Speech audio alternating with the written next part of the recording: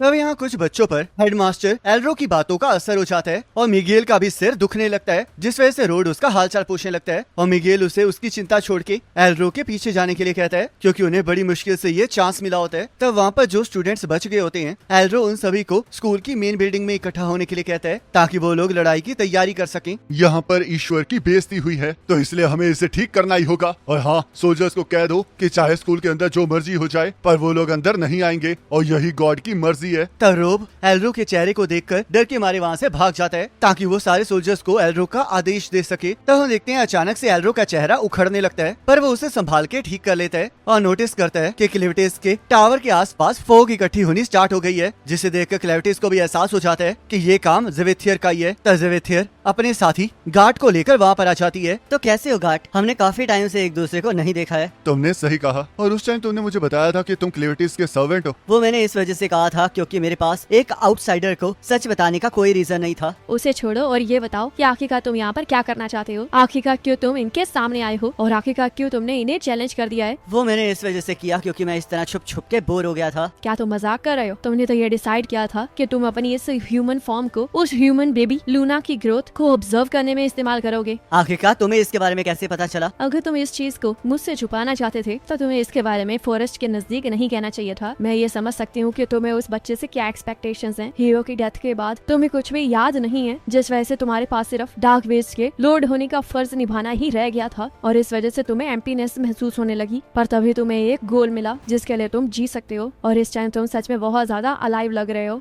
आखिरकार तुम क्या कहना चाहती हो बुढ़िया? मैं तुम्हें ये याद दिला रही हूँ कि तुम्हारा गोल क्या है और अगर सबको पता लग जाएगा कि क्लैन नी क्लेविटिस है तो तुम्हारा प्लान तबाह हो जाएगा। मुझे इस बारे में पता है। फिर आखिरकार तुम ये सब कुछ क्यों कर रहे हो? इसे करने के मेरे दो ऑब्जेक्टिव्स हैं। पहला तो ये कि मैं सर्च कर करके बोर हो गया था तो इसलिए मैं उन्हें चारा डाल रहा हूँ ताकि वो खुद अपनी असलियत को मेरे सामने ले आएं। और दूसरी ये कि मैं इतना ज्यादा क्योस पैदा करना चाहता हूँ ताकि मेरी सर्वेंट जहाँ पर कैद है वहाँ से भाग सके, क्योंकि उसके अंदर ये कैपेबिलिटी है कि अगर उसे अपॉर्चुनिटी मिले तो वो किसी भी जगह से बाहर निकल सकती है, क्योंकि वो हीरो है जो कि मुझे चोट पहुँचाने में कामयाब हो गई थी। तो ये बात है तो फिर मैं भी ये देखना चाहूंगी कि तुम्हारा लूना और एलिसिया का क्या होता है और ये कैसे तुम्हारी हजारों सालों की मिटी हुई यादाश्त की कमी को पूरा करेगा। मुझे लगता है कि वार्डन का भी इस गुमी हुई यादाश्त से कुछ लेना देना है और इसी वजह से वो ये सब कुछ कर रहा है। तब क्लैन ज़ेविथियर से पूछने लगता है कि आखिरकार उसने वहाँ पर वो फोग इकट्ठी क्यों की है, जिस वजह से ज़ेविथियर उसे बताती है कि ये उसने उसकी मदद करने के लिए की है ताकि क्लैन को सबके साथ इकट्ठे ना लड़ना पड़े और ऊपर से वो ये भी चाहती है कि ज्यादा बच्चे भी ना मरे। तब ज़ेविथियर गार्ड के ऊपर बैठ के वहाँ से चली जाती है, जिसे देखकर क्लैन को एहसास होता है कि अगर ज़ेविथियर अपने विंग्स होने के बावजूद भी उड़ के नहीं जा रही है तो इसका मतलब उसके पास ज्यादा पावर नहीं बची है। और हमें पता चलता है कि क्लैन के पास भी ज्यादा पावर नहीं होती है, जिस वजह से वो उम्मीद कर रहा होता है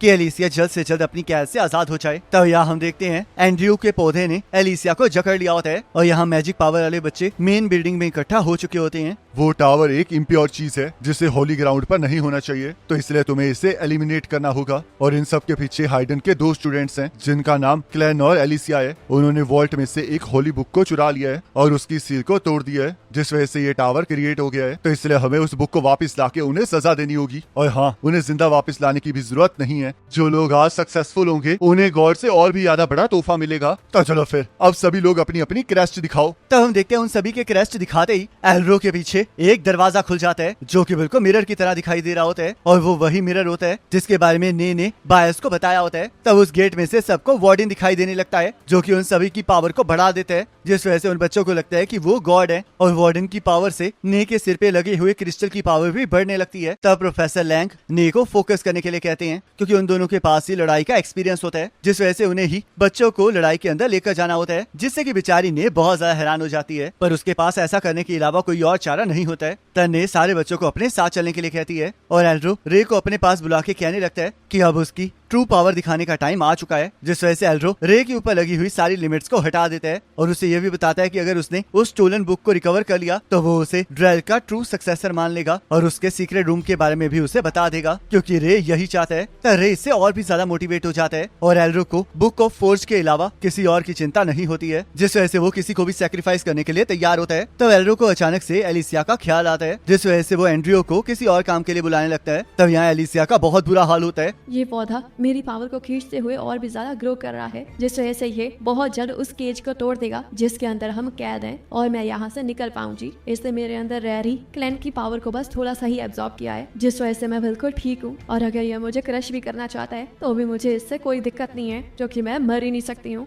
तब वो पौधा ग्रो होते हुए उस केज को तोड़ देता है, जिस वजह से एलिसिया उस पौधे की कैद से आजाद हो जाती है और उसके सिर्फ 5 या फिर 6 ही रिब्स टूटी होती हैं और वो बिना क्लैन की पावर से अपने आप को हील भी नहीं कर सकती है। तब वो पौधा एलिसिया के ऊपर हमला नहीं कर रहा होता, जिस वजह से एलिसिया ये मौका देखकर वहाँ से भागने लगती है और नोटिस करती है कि चाहे वो जगह रियलिटी में वैसी दिखाई नहीं देती है, पर वो एंड्रयू का गार्डन है जहाँ पर वो रेयर प्लांट्स को स्टोर करके रखता है। तब एलिसिया एंड्रयू की लैब में से बाहर आने में कामयाब हो जाती है और खिड़की के पास पहुंच जाती है, जहाँ पर वो देखती है कि वो असली दुनिया में अभी भी एक बीस्ट की तरह है। पर तभी वो नोटिस करती है कि उसकी पूंछ मोटी हो गई है। तब वो छिपकली भी वहाँ पर घूम रही होती है जो कि नेथन से बात कर रही थी और तब एलिसिया को वहाँ पर एक स्नेल दिखाई देता है जो उसे तब भी दिखाई दिया था जब वो इस दुनिया में कैद होने वाली थी, जिस वजह से वो सोचने लगती है कि आखिरकार वो क्या चीज है। तब वो स्नेल उसे बताती है कि वो उसके लिए एक साइन है और हम देखते हैं अचानक से वो स्नेल एलिसिया में कन्वर्ट हो जाती है, जिसे देखकर एलिसिया नोटिस करती है कि वो स्नेल तब की एलिसिया बनी है जब एलिसिया ने अपनी आंख को नहीं खोया था। तब वो स्नेल कहने लगती है कि एलिसिया बहुत ज्यादा छोटी और पैथेटिक है क्योंकि वो किसी की शैडो में छुप रही है और उसे मुक्का मार के खिड़की से बाहर फेंक देती है, जिससे कि एलिसिया और ज्यादा जख्मी हो जाती है।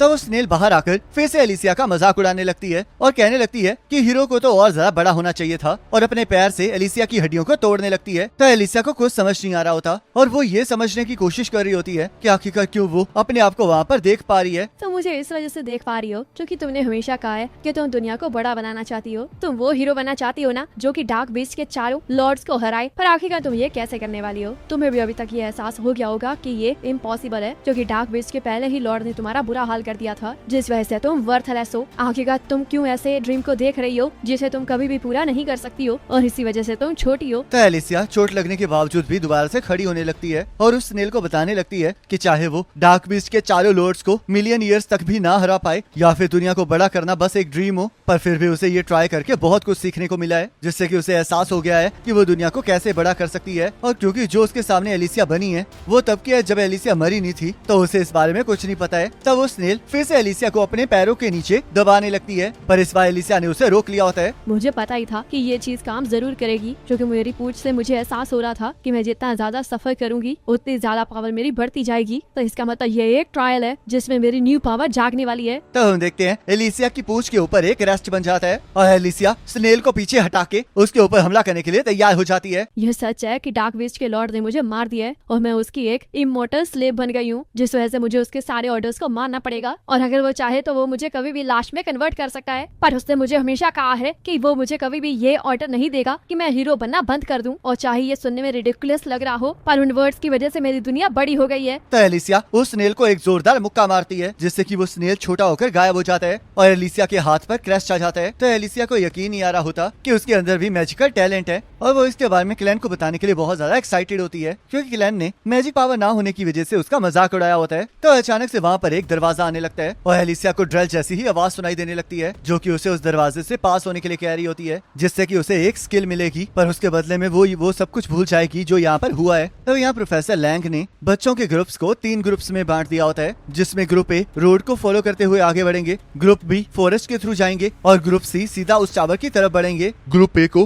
प्रोफेसर ने लीड करेंगी और इसमें मैरी भी उनका साथ देगी और आपको आगे बढ़ते हुए ये भी कंफर्म करना है कि रोड साइड की किसी भी बिल्डिंग में कोई भी बच्चा ना हो। ग्रुप बी को रे लीड करेगा और ये हमारी मेन यूनिट होगी, जिसमें रे स्ट्रॉन्गेस्ट स्टूडेंट्स को ले जाकर लेक की दूसरी साइड से उस टावर के ऊपर सरप्राइज अटैक करेगा और जो लोग ग्रुप सी में है वो लोग दूर से ही मेरे साथ उन्हें सपोर्ट प्रोवाइड करेंगे और हम लोग फ्रंट से भी इस वजह से हमला करेंगे ताकि हम दुश्मन को अपनी तरफ डिस्ट्रैक्ट कर सकें। अगर हमारे दुश्मन क्लैन के पास सच में बुक ऑफ टोआ है तो कोई ये नहीं बता सकता कि वो कितना ज्यादा ताकतवर है, और उसके पास उस बुक का होना ये साबित करता है कि वो एक मॉन्स्टर है, क्योंकि रिसर्च के दौरान जब मैंने उस बुक को पकड़ा था तब उसने मेरी आधी बॉडी को जला दिया था। तो इसलिए अगर तुम्हें वो बुक मिल भी जाए तभी उसे टच मत करना, ये तुम लोगों की फर्स्ट बैटल है, तो इसलिए जिंदा रहना और इस बैटल को जीतना। तो चलो फिर अब सबसे पहले मैं फायर करता हूँ। तब प्रोफेसर लैंग अपनी स्पेल से क्लैन के ऊपर हमला कर देते हैं पर उस हमले से क्लैन को कुछ भी नहीं होता और क्लैन कहने लगता है कि अब उन लोगों को मारने में थोड़ा सा मजा तो जरूर आएगा, जिस वजह से वो अपने शैडो मॉन्स्टर्स को वहाँ पर बुला लेता है और उनके जरिए उन लोगों पर हमला कर देते हैं। तब हम यहाँ पर फिर से एलिसिया को देखते हैं। तुम दो स्किल्स को पोजेस कर सकती हो और ये एक ऐसा मैजिक का पाथ है जिसमें नॉलेज की कोई जरूरत नहीं है, जिस वजह से तुम स्किल, स्पेल और मंत्रों को मिला के कुछ भी कर सकती हो, क्योंकि मैजिक की पॉसिबिलिटीज इनफाइनाइट है। ये आवाज चाहे ड्रल की तरह लग रही हो, पर यहाँ पर कुछ गड़बड़ है और जो ये कह रहा है वो नेथन और बाकी स्टूडेंट्स की कहानी सुनकर सच लग रहा है, जिस वजह से मुझे पूरा यकीन है कि वो लोग इस गेट में से गए थे और नेथन इस गेट में से पास नहीं हुआ था। और अब जब मैंने ट्रायल को पास कर लिया है तो शायद मुझे इस गेट में से क्रॉस हो जाना चाहिए। तो एलिसिया आगे बढ़ने लगती है, पर अचानक से वो रुक जाती है, जिस वजह से उस दरवाजे से आ रही आवाज उससे पूछने लगती है कि आखिरकार वो क्यों रुक गई है। तो एलिसिया उसे बताती है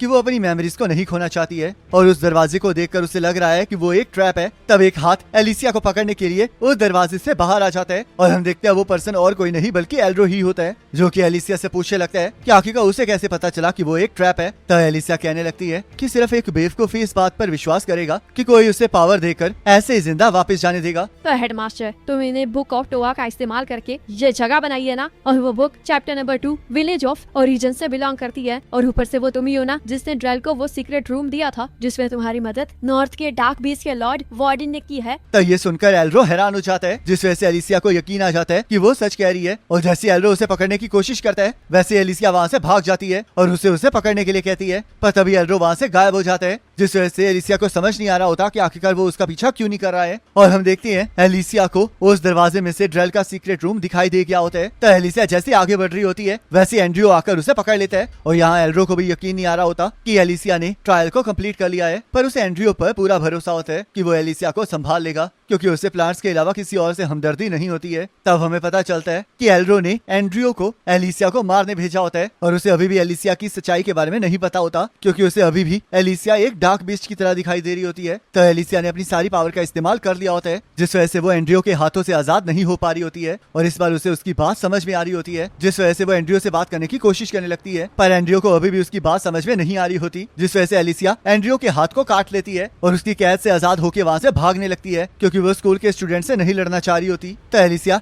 एंड्रयू के ब्लाइंड स्पॉट पर पहुंच जाती है, जिस वजह से उसे लगता है कि एंड्रयू अब उसे नहीं ढूंढ सकता, पर तभी एंड्रयू अपनी क्रेस्ट को एक्टिवेट कर देता है और एलिसिया को एक पेड़ के अंदर फंसा देता है। तो तुम यहाँ पर हो। तुम्हें पता है सभी लोग अपनी क्रेस्ट को अपनी मर्जी का नाम देते हैं और मैंने अपनी क्रेस्ट का नाम गार्डन वर्ड्स रखा है, जिसकी पावर की मदद से प्लांट्स मेरी बात को समझते हैं और मैं इन्हें गाइड भी कर सकता हूँ। मेरे मैजिक के अंदर गार्डन वर्ड्स हैं जो कि प्लांट्स की ग्रोथ को इंक्रीज भी कर सकते हैं, और चाहे किसी रैट को ये बताने का कोई फायदा नहीं है, पर फिर भी मुझे लगता है कि तुम सिर्फ एक रैट नहीं हो। जिस ट्रैप में तुम फंसे हो उसे स्ट्रेंगलिंग ट्री कहते हैं और मैंने इनके सीड्स को पहले से ही यहाँ पर प्लांट कर दिया था और इन्हें ये कहा था कि ये तब बड़े होंगे जब ये मेरे टारगेट को ढूंढ लेंगे। तब एलिसिया को वो पेड़ जकड़ने लगता है, जिस वजह से उसे दर्द होने लगता है, पर उस दर्द की वजह से उसकी क्रेस्ट की पावर बढ़ने लगती है, जिस वजह से वो थोड़ी देर बाद उसकी पावर को दोबारा से इस्तेमाल कर सकती है। तो एंड्रयू एक कैंची को बाहर निकाल लेता है। वैसे मुझे समझ नहीं आ रहा कि आखिरकार तुम उस केज से कैसे आजाद हुई जहाँ पर वो म्यूटेंट प्लांट भी था। लगता है तुम्हारे पास भी कोई स्पेशल पावर है। प्लांट्स हमेशा स्ट्रेंज वे में ग्रो करते हैं और जल्दी कमजोर हो जाते हैं, तो इसलिए मैं यहाँ पर बैठकर तुम्हें मरते हुए नहीं देखूंगा, जिस वजह से मुझे लगता है कि मुझे तुम्हारे सिर को काट ही देना चाहिए। और इसी के साथ ये एपिसोड खत्म हो जाता है। अब नेक्स्ट एपिसोड का लिंक आपकी स्क्रीन पर आ रहा होगा, उस पर क्लिक करके अगले एपिसोड को देख सकते हो।